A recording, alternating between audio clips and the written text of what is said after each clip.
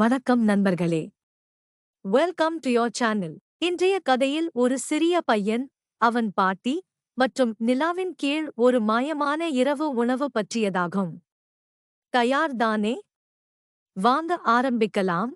ஒரு நேரத்தில் ஒரு அமைதியான கிராமத்தில் ராஜு என்ற ஒரு சிறிய பையன் மிகவும் பசியாக இருந்தான். அந்த கிராமத்தில் மின்சாரம் இல்லை.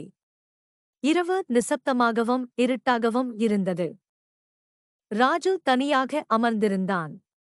அவனுக்குள் சோகம், பசிக்குடி இருந்தது. ஆனால் அவன் பாட்டி அருகிலிருந்தார், மெதுவாக சிரித்துக்கொண்டே.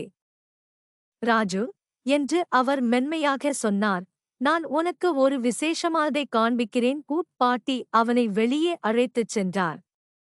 மேலே வானத்தை சுட்டிக்காட்டினார். நிலாவைப் பார், என்று மெளனமாக சொன்னார். அது நமக்காக ஒரு பெரிய வெள்ளி விளக்கைப் போல ஜொலிக்கிறதையூர். ராஜு வானத்தை பார்த்தான். அவன் கண்கள் ஆச்சரியத்தில் விரிந்தன. நிலா நம்மோடு இருக்கிறது, என்று பாட்டி கூறினார். அது ஒரு மாயம், உணவில்லை எனினும் அது நம்மை மகிழ்ச்சியாகவும் நிறைவாகவும் உணர வைக்கும். ராஜு சிரித்தான், ஆனால் இன்னும் பசியாகவே இருந்தான். வா, இன்று நிலாதான் நம் இரவு உணவென்று நாமே நினைத்துக் கொள்வோம், என்றார் பாட்டி.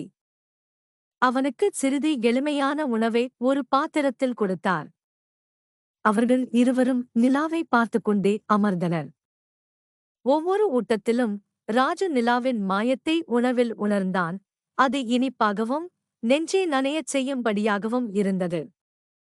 பார்த்தாயா, என்று பாட்டி மெதுவாக சிரித்தார். சில நேரங்களில் சூழ்நிலை கஷ்டமாக இருந்தாலும் சற்றே கற்பனை போதுமானது, அந்த இரவை மிக அழகானதாக மாற்றிவிடும்.